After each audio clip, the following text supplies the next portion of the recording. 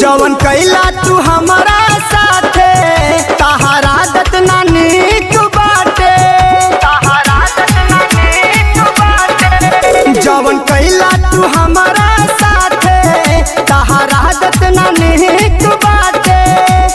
पीसत पीसत भंगिया तोहर हथवा हमार दुखेला, डरा दिया होता ये भोला लेके चलेला भंगिया के गोला।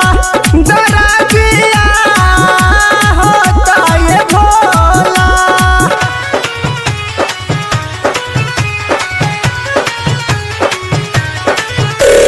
DJ Manish Luxor। जन जुल्म करा हो दायरे मेरा हो, जन जुल्म करा हो दायरे मेरा हो। हमहू तोहर कुछ हईले एही से दुखवा सहीले।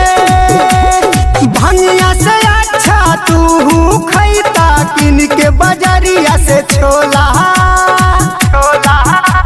डरा दिया होता ये भोला लेके चलेला भंगिया के गोला।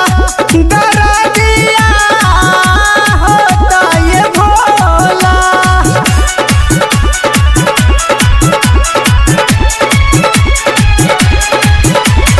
DJ Manish Luxor।